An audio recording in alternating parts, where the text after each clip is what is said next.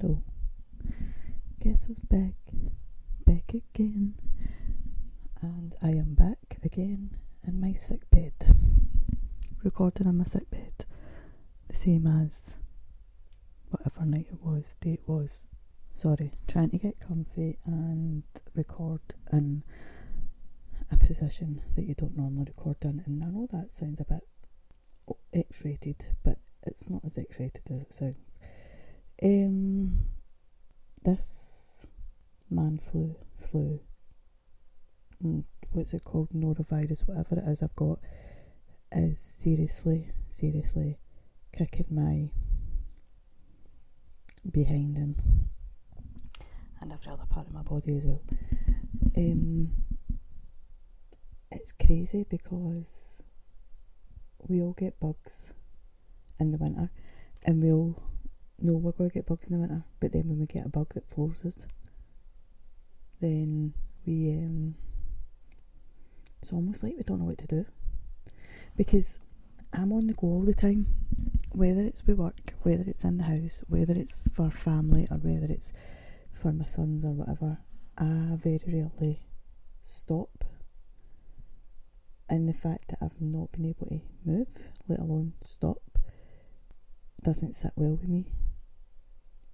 I'm not one for, like, me and my friend were talking the other day, I'm not one for long lies. Do you know, some people, even as a teenager or in adulthood, or if you've got a hangover, can stay in their bed all day or all morning or into the early afternoon.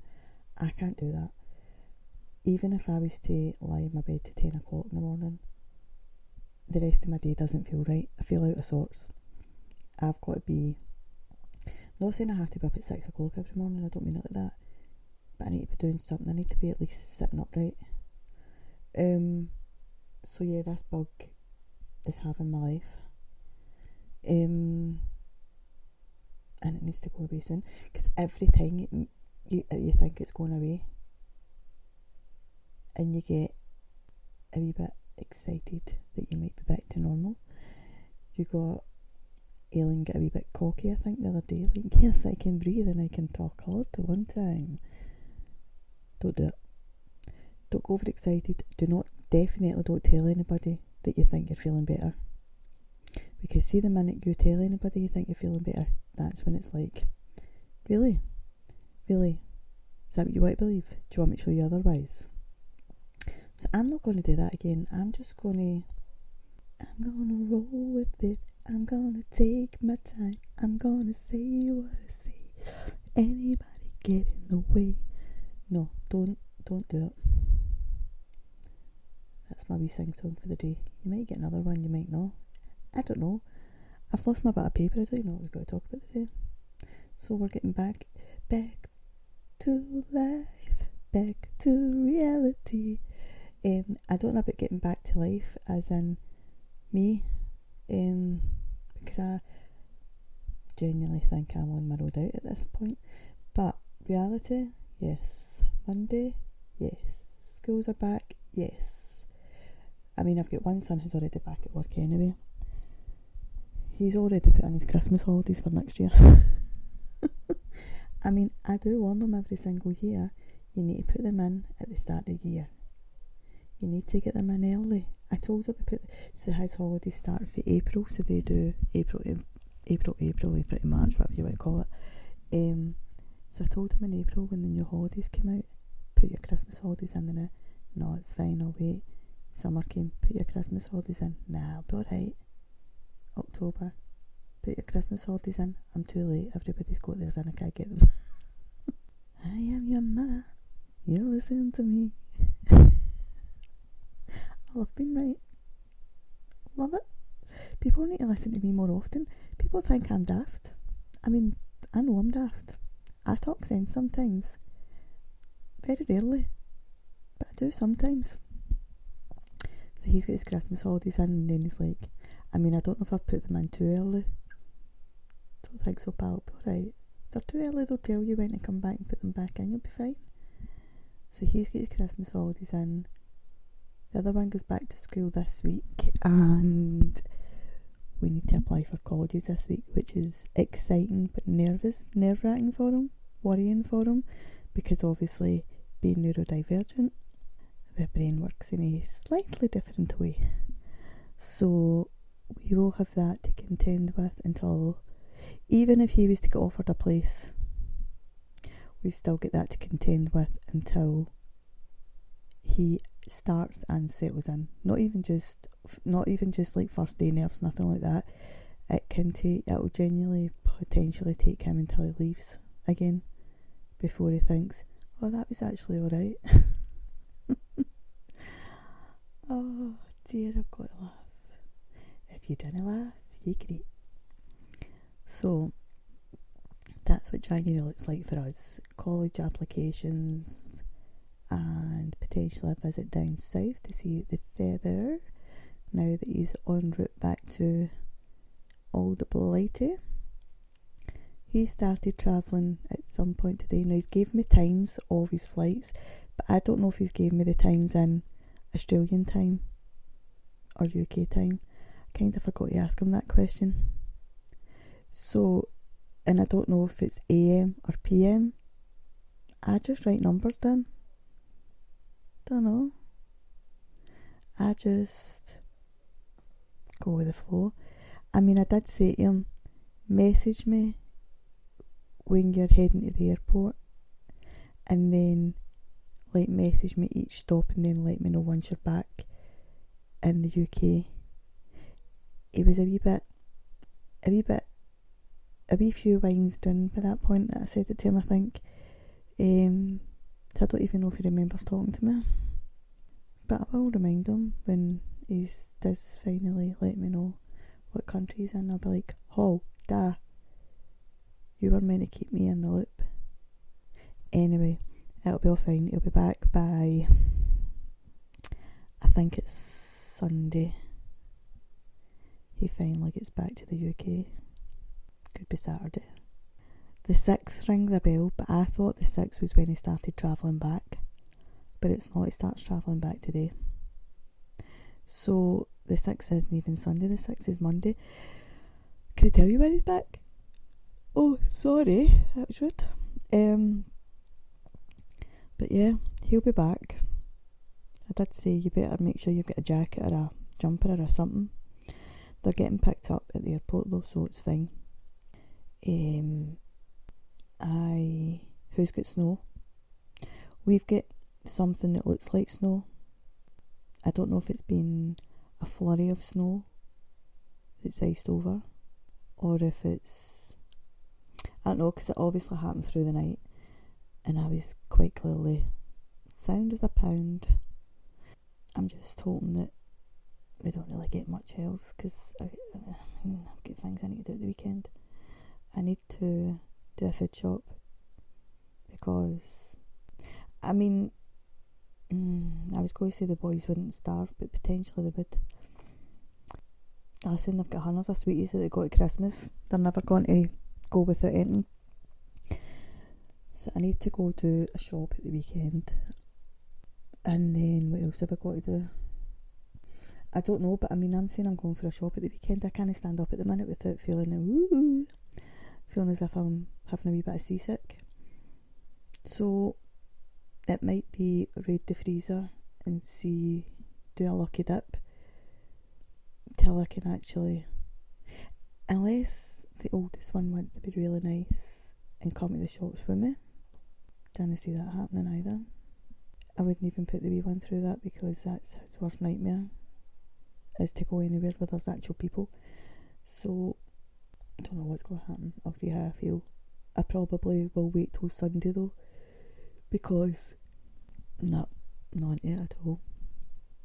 I think I need to just spend a couple of days in bed still, feeling sorry for myself, lying beside my sick bowl. But yeah, that's as exciting as it's getting for me. I have got my wee announcement still to record for yous. But I'm thinking I'm going to do that on Monday. But I might do it as a live on, I could do it as a live on YouTube, couldn't I? See, I start thinking other things and then it goes all wrong. listen, your announcement will come Monday. I just don't know what time it yet. It depends on whether I feel well enough to do a visual recording at the weekend. I don't want to jump scare anybody. So yes, that's all of that. So back to life, back to reality. Who has already got the school uniforms washed, ironed, hanging up and ready to get put on the kids as soon as we wake up Monday morning? Like 2 weeks. 2 weeks has been enough. I think it depends what age they are at, doesn't it? Like, and also what nature. Because you'll get some that are quite happy to just sit and play away on their own or sit and read books. Then you've got other ones that want your full attention 24/7. Then you've got the ones that are constantly fighting with their siblings.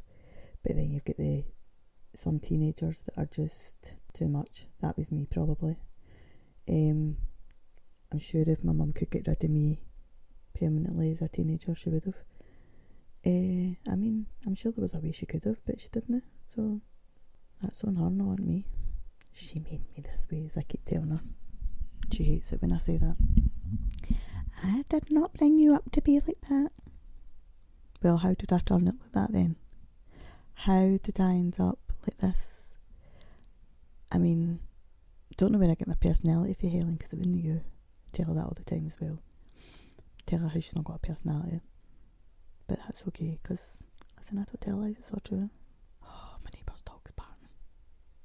He always barks if there's a fox. He barks if there's a cat. He barks if there's humans.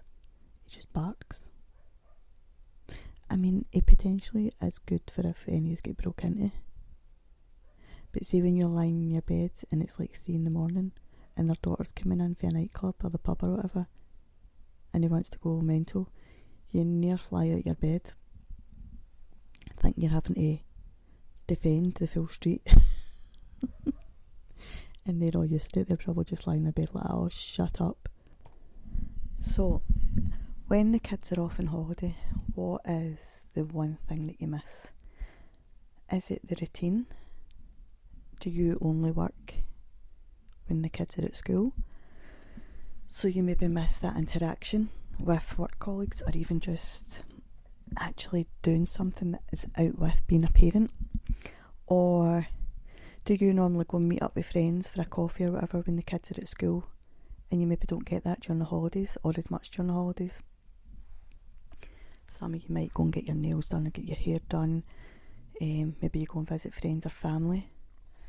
That without the kids jumping all over you and taking away your attention. I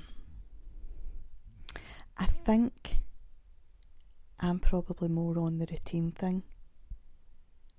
And although I do still work, obviously, when schools are off and everything else, if there's no work in, at like first thing in the morning, then you might take a wee bit longer to get ready, and you're not as like, if school's on, we're out here for like 8:15 in the morning. When school's not on, even if I've got a client, say at 10 o'clock or 9:30, depending where it is, I might leave an hour later, an hour and a half. Like, do you know what I mean? It's like, which means if I don't need to leave for an hour later, I don't get dressed for an hour later, because your brain automatically goes for the, oh, I've got to be extra hour. And it's not an extra hour to sleep, just an extra hour to sit back and then think, Jesus, I need to get dressed. And then you're running at 100 mile an hour trying to get ready and out the door in time. Whereas if you just get ready at your normal time, Aileen, you wouldn't be rushing, and you wouldn't be sweating like the menopausal female that you are. I remember going to see a client, and God love them, I don't know how they booked me back again.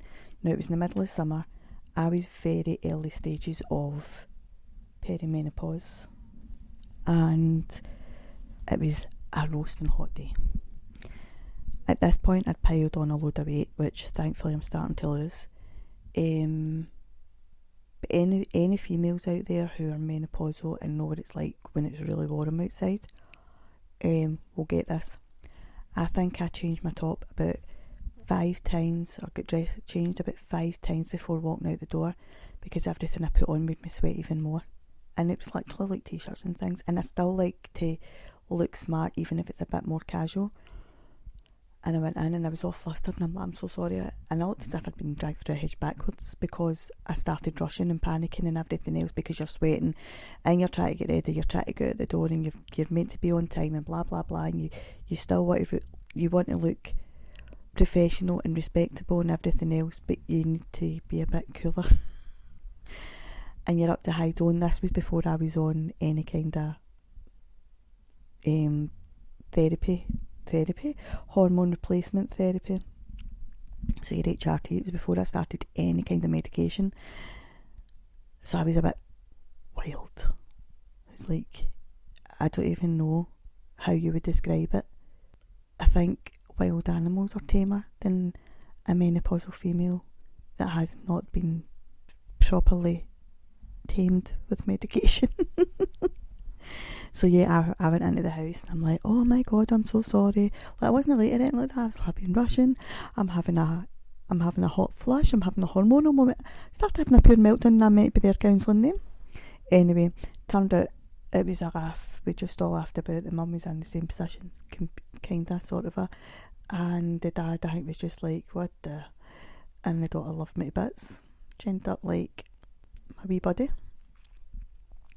So yes, that all worked out for the end. I mean, that could have really put them off me, but thankfully they stayed with me, and they now, what do you call it? What's that word? Recommend me to other people, which is great. So I left a good impression. I hope. Either that or they'll act to their pals. Wait, you see this nutter that comes to see you? She's mental.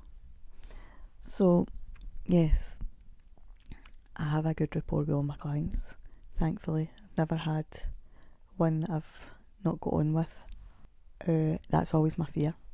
My fear is always, what if I get somebody that doesn't like me, or doesn't approve of anything that I suggest.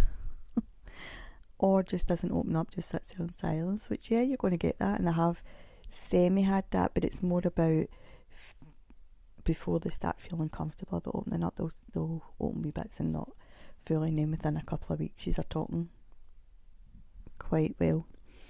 So if you ever worry about going to see a therapist, counsellor, whatever, and you think, I'm not going to be able to talk to them, believe me, eventually you will. I remember my CPN, which is a community psychiatric nurse. I was a bit like that with her, I think, to start with. And then she ended up the one and only person that I trusted until she lost my trust. But hey ho, we live and learn, don't we? She learned the hard way, and I learned how to say no. No, but thank you for asking. No thanks, not today. So yes, listen, life is a roller coaster, you just gotta ride it. Oh, I might take that one out. I don't know that one quite hit the note. We should do a karaoke one night. You versus me. But only if you can't sing, because I don't want to be up there with like Celine Dion or anything, trying to make me look bad. You need to be rubbish singers the same as me. I mean, I think I'm amazing. To everybody else that thinks I'm rubbish, I just think that's rude. I am tolerable, maybe not. I don't know. I genuinely don't know, but I love listening to people singing. I love coming across like all your kind of new artists or people that are on like social media singing, and they've never been noticed by like the big companies, and they're so desperate to be in a career in music that they start up their own page, and I think that's amazing, because that takes a lot of guts and bravery, and yeah, to put yourself out there when nobody knows you. Obviously your family and your friends know you, but not everybody. how do we get on to, like, how do I start for one subject? I ask you this every time, none of you answer me. And then I just kind of end up rolling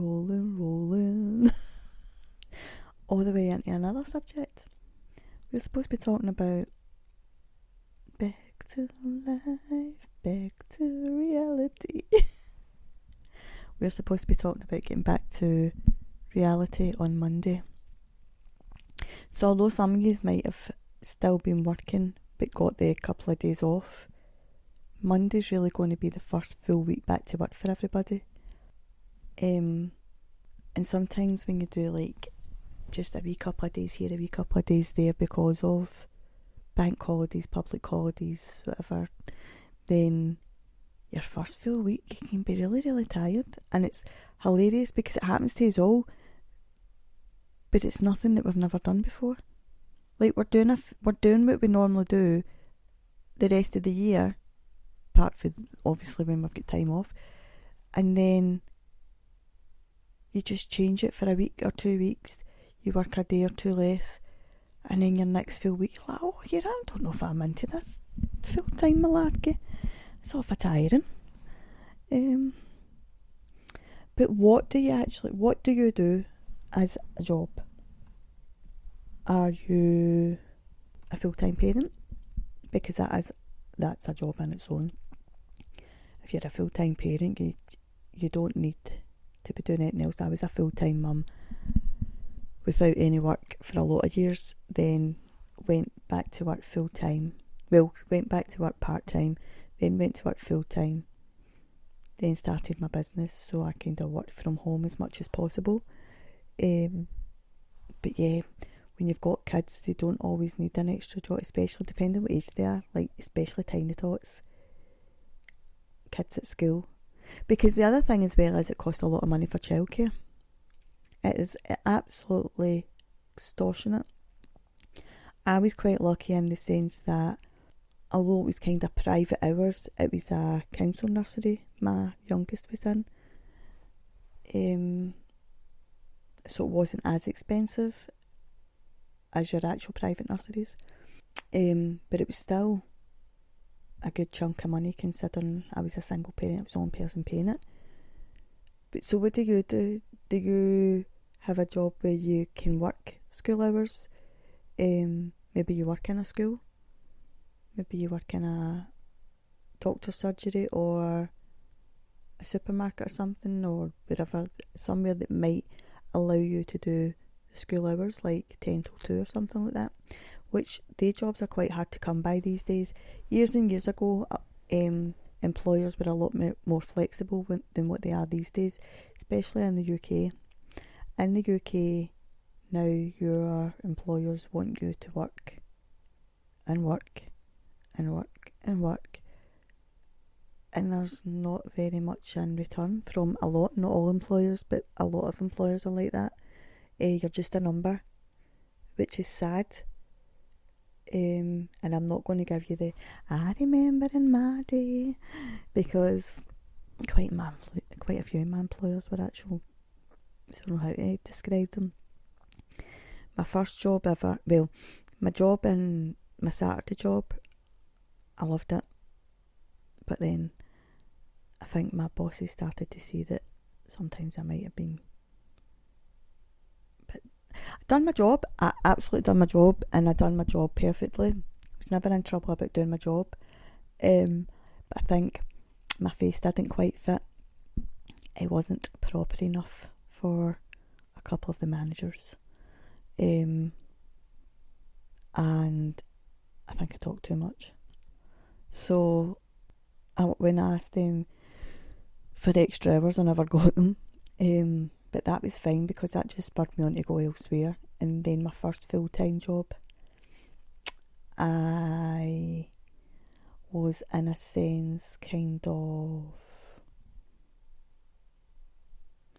wasn't sexually assaulted or sexually abused, but there was a bit of something. So I never lasted very long in there. It was very uncomfortable. Then my next job, it was only a part-time job to cover somebody's maternity leave. Then I worked in a hairdresser's. She was a complete and utter psychopath. She was something else, her. Tell you a few stories about her another day, you'll need to listen for that one. Then I went to work for another hairdresser's, and I liked it in there, but then she wanted me to spy. The boss wanted me to spy on one of the other employees, and that's not for me. And I just thought, see all the bitchiness in hairdressing, that's not my bag. I'm getting out while I can. So then I left there. Where did I go next? Then I went to... Did I go to the shoe shop next, or did I go to the cafe? Can't remember. But I worked in a shoe shop and I worked in a cafe. No, I worked in the shoe shop first. Then I worked in the cafe. Then, and along with that, I also, at that point, I was also working in a cafe in the local swimming baths at night. Then, here, you are getting my whole CV here. Where did I work after that? I've done loads. Can't remember where I worked after that. I think that's when I worked in the taxi office after that. Because I had an accident in the cafe and damaged my back, which meant I was off for a wee while. Plus I had glandular fever at the time as well. So I was really quite unwell at that point. Then I got a job in a taxi office, and I was in there for a couple of years and had my oldest son while I was there. Then I left there due to illness. I think he was was he a year old? Something like that at the time. Left there due to long-term illness. Then ended up being a full-time mum for a lot of years. And then, like I said, ended up doing part-time jobs here and there. And then went full-time in insurance, and then started my own businesses. So I have done a wee bit of this and a wee bit of that. Some of the wee bits of that I probably can't remember, which isn't entirely a bad thing. But I mean, considering I left school when I did, with not much to show for how much I talked at school, then I've done not too bad considering. I mean, you are still here listening. Is there anything about my life that you want me to actually talk about? And by the way, don't get too personal. I won't be talking about anything very, very personal to do with kids or anything like that. But anything to do with me that doesn't involve me talking about my kids, would you like me to talk about? There's a few things I'm planning on talking about anyway. I mean, my life's an open book. You could probably talk to a wee guy down the road and he'd probably be able to tell you. I'll talk about a wee guy down the road. Can we walk back for the shop today? I walked up because it was just a wee local shop at the end of the street. Well, not the end of the street, but round the corner, so it's only like a 5-minute walk. And plus, it'd been snowing and whatever, and couldn't be bothered defrosting my car. And my neighbour's walking by and he's like, oh, you should be out in your bikini. I'm getting asbo. I says, I know I'm menopausal and I'm always roasting. I says, but I think that's a bit far putting your bikini on. He says, you put your bikini on, I'll put my mankini on. I went, oh, you don't want to be doing that. You might shrivel up. Anyway, so I think he's in the wrong season. I mean, I doubt I'd even wear a bikini at the minute, even if it was sun-split in the skies, but I'm not sure anybody needs that sight just now. Maybe once we shift a wee bit more pounds. Even then I won't be, because by that point I'll have wrinkles maybe. And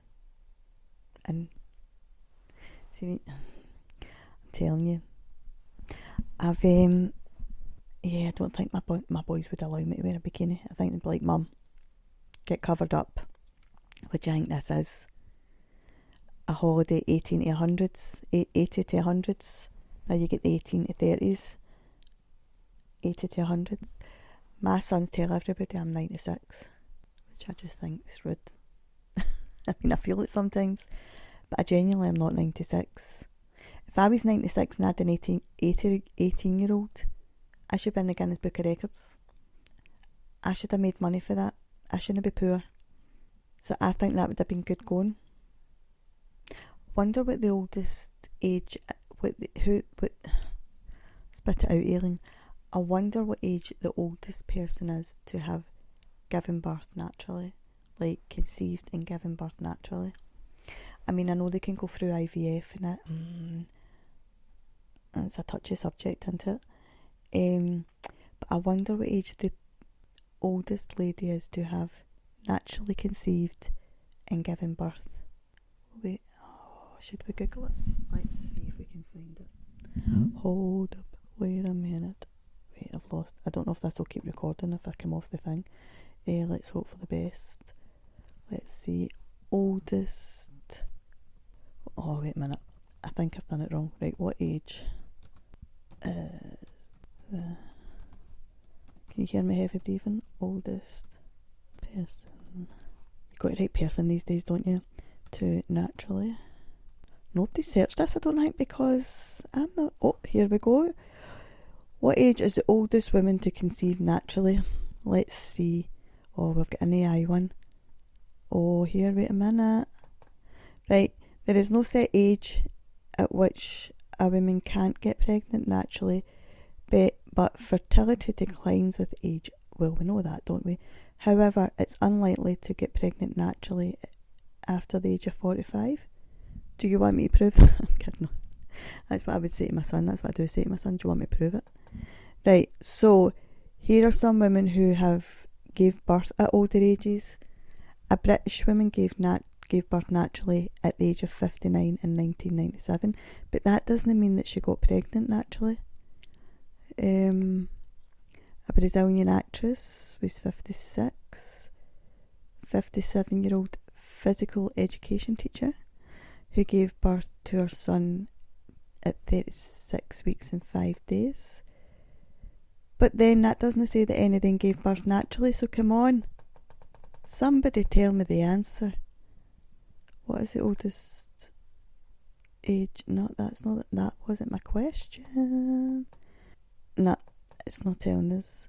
So I'm thinking... Right, wait a minute, here's a 57-year-old. What did she do? Let's see. Oh, dearie me. Doctors explain how a 57-year-old had a successful pregnancy. I don't really want to know about her pregnancy. I want to know how she fell pregnant. Was it with Juggy Juggy? She did a CrossFit workout on the day she was told she would need to be induced. Then delivered her son in about 3 hours. Well, aren't you lucky? Lucky you, wee woman. So let's see. But how did you get pregnant? She gave birth. They keep telling me that she gave birth naturally, but nobody's telling me how she fell pregnant. She and her husband Kenny lost... Oh, not really reading that bit. Right, wait a minute. Let's see. I cannot find... Hold on. Sorry, I'm just reading this and it's not really... I think she might have done it through IVF and it's not going to tell me until the very end. I hate journalists. I swear they repeat themselves constantly to make it look as if they've done this big long essay, and in actual fact you've just copy and pasted and added an extra couple of words in. Well, she had an MRI. Right, I mean, you're telling me she fell pregnant, but you're not telling me how. She found help in her journey from her doctor, a reproductive endocrinology and infertility specialist. So basically an IVF guy. Right, basically she did IVF. That didn't answer my question, so I'm raging now. That's me, I'm in a bad mood. Don't know much of that recorded, but anyway. So, it would be interesting, wouldn't it? I mean, I'm not going to test that theory for you. I know I joke sometimes and say, do you want me to prove I can still get pregnant? I'm not getting pregnant, don't you worry. The only person that's actually worried about that's my oldest son. I don't think my youngest would be that bothered. But I ain't testing that theory. Could you imagine me going to pick up my son for school and still try to pull the wrinkles back with pulling my hair up and a bobble and a mum bun? Just to try and get rid of the wrinkles and pull your face up a bit and sellotaping your neck back so that you look a bit younger. That would be me. I'd be like, it's alright, pal, I'll not let anybody know I'm 99. I'll pull this back. It wouldn't even be sellotape I'd need, it'd be bloody duct tape. Give myself a facelift every morning. A non-surgical facelift with duct tape. Tie it up into the hair, put the wig on, because I'll probably be bald by that point as well, knowing my luck, the way things are going at the minute. Every part of my body's letting me down, so might as well be my hairline as well. But I'm not testing out the theory that I can still get pregnant naturally. I mean, I wouldn't mind the exercise, just not the gift at the end. Well, depending on what gift you're talking about. So, let's change the subject, because I can feel Aileen going down an over 18s route here, and we're not going that way here. We're not at an Ann Summers party, you lot. Calm yourselves down. So, who's still got their Christmas decorations up? Hands up, baby, hands up. Give me your heart, give me your heart. Right, I'm not serenading you anymore. I've got my hand up. I've still got my decorations up. I mean, I say I've got my decorations up. I didn't put many up this year. My tree's still up. My tree's twinkling away in the corner just now. The Grinch Santa hats are still sitting upright. I've got a wee few decorations on the wall, like plaquey type things, in the living room and on the hall and doors and things. So I was contemplating taking them down today, and then I thought, nah, that's a job for next week. That's maybe a job for another day. No, the day. I need to go and get some new storage boxes, and the plan was I was going to go today. Me and my youngest were going to go and get them today. Then I thought about how long it was going to take to defrost my car, and I thought, no, the day. Maybe another day. Leave that to another day, thank you kindly, sir. So I didn't do it, and that was the only reason why. So lazy. I mean, I say it's the only reason why. I can barely walk to my kitchen without thinking I'm going to deck it.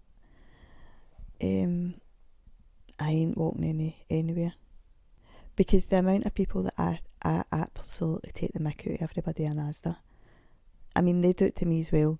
Not everybody, but the ones that I've got quite a good rapport with a lot of the staff in Asda. Some of them, they think I've got a good rapport with them, but I'll just let them think that. But most of them I do. So if I was to face plank the floor because I fainted or started being sick, they'd probably think I was just pranking them, and they'd stand there and laugh at me until they realise I'm not moving. Like, I was talking to one of them, they was saying Happy New Year and everything, and I was like, oh my god, I thought I was going to die 2 nights ago. I was too scared to go to my bed, I was too scared to go to sleep. I says, and I even set an alarm for 7 in the morning. I says, so that I would wake up, hearing my alarm and know I was alive. I said, but if I did die, I wouldn't have heard the alarm. The alarm wouldn't have saved me. And he's pure laughing. He's like, oh, one of your boys would have come in and gave you a kick. I says, my body would have started shaking. They would have thought I was having an epileptic fit and just left me. I don't have epilepsy. So, moral of that story is, if you don't hear from me, you just need to check in me, because my boys will be not really that bothered. They'll just be like, oh, she must be having a long lie. She's not had one of them before. Leave her alone. She must have a migraine, because when I've got a migraine, I just lie. I just lie there with my eyes shut. Fear to open them in case I start being sick or get seasick. So they would just think I've got a migraine. They might realise after about a month that, oh, hold on, she's still not moved yet. She's stinking. That's probably likely to be how my demise will be. Nobody's bothered to check on you for a month, so she must be. Maybe she's not alright. Maybe we should go and ask if she wants a wee drink of water. Are you alright there, hen? You lost your voice. You sleeping? Wake up. Just get up. Can you make my dinner? I'm starving. No ate for 2 weeks. Aye. Can imagine that being the scenario. They'll be sitting in their room listening to me going like that. What's she talking about now? What have we done? I've not even done it. I've not even spoke to her all day. grunted a few times when I gave them a couple of options for dinner, and I think that's about it. But let's see how Monday pans out. How many of you think you are going to be late for school on Monday? Or work, college, uni? Because if you're at college or uni or even at school or work or whatever, and you get public transport, sometimes they change the times, don't they, without telling you. I'd check your timetable before Monday. Check your timetable just now while I remind you. Just in case they've decided, oh, do you know what, let's do this for a wee laugh. Let's turn up 10 minutes early and they'll all be late. Telling you. See if your timetable's changed for your bus or your train on Monday morning and you've checked it before Monday because I've told you to, and now you're going to be in time, you're not going to be late, you're welcome. Let me know. Write in and let me know. I drive, but then my car doesn't like winter mornings, so when I get up, well, not when I get up, 10 minutes before or 20 minutes before we're going to leave, I'll go out and defrost the car, heat it up a wee bit, and then turn it off and come back in and get the boy. But see if I don't do that, now this is only from October to about February, March, when the temperature starts going back up. If I don't do that, and then I just turn the key on, leave it for a couple of seconds, and then start driving, cuts into me. If I turn a corner and I go round the corner too fast and it's head too fast, even though I'm only going round the corner like 5 miles an hour or something, it'll cut out on me. And then it'll chug for the rest of the journey. Honestly, my car's a nightmare. I desperately need a new car this year. But before we get a new car, we'll go get a new house. And before that, we're going to win a lottery. So we can do it all at one time. But aye. So that's the plan for this year, 2025, win the lottery, new house, new car, grow the business further and further. Because I do want to grow it as far as I can. It's not something like, I know a lot of people like start a wee business up, but they just want it to stay a wee business and whatever. No, I want to go as far as I can with this one. As long as my mouth keeps working. I mean, that sounded rude as well. That sounded X-rated. Why does everything that I say always sound X-rated? And I don't mean it to be. Not always, just sometimes. Wee accident, sorry. I don't know. I've just got one of the... Maybe it's just me. Is it just me that thinks that way? Oh, I thought we were going to get a visitor there, but not. So yes, but I am going to come off, plan tomorrow's episode, plan the announcement for Monday, see what time I'm going to put that one out at, because I'm thinking I might put that one out at midday on Monday. Gives me plenty of time to plan it and everything. And I can visually record it as well, because it means that I need to, it's just a whole rigmarole. So yes, and I'm also, I think me and Danielle have got a wee announcement as well next week. I don't know, I need to pin her down. She's got visitors staying there just now and they don't leave until, I think it's Tuesday morning. I think it's Tuesday morning they leave. So I probably won't speak to her much between now and then. I don't like interrupting people when they've got visitors staying. So I'll leave her be just now. But go and enjoy your weekend, whatever you end up doing. Check the bus timetables for Monday, train timetables, however you get to work, or college, school, university, whatever. If you've got a travel card, bus pass, train ticket card thing, check they're valid. You don't want to be turning up and then you can't get on the bus or the train because it's ran out of date or there's no money on it. And yeah, just get yourself all organised. Make sure all your clothes are all fresh and hanging up and ready to be shoved on Monday, because you might be like a wee zombie on Monday morning. Make sure all your alarms are set, and if you do that just now, that means you can still enjoy the rest of your weekend and you won't be as stressed on Monday morning. But I'm going to go go to my bed, and then, I don't know. I don't tend to think that far ahead unless I need to. But if you are going out and about this weekend and it is snow or ice or whatever, please be careful. Wrap up, be careful walking, make sure there's no falls, check on anybody that might be a bit more vulnerable, neighbours, etc., in case if you're going to the shops you can maybe pick them up milk or bread or anything they might need. But apart from that, enjoy yourselves and be safe, and I'll speak to you again soon. Bye bye.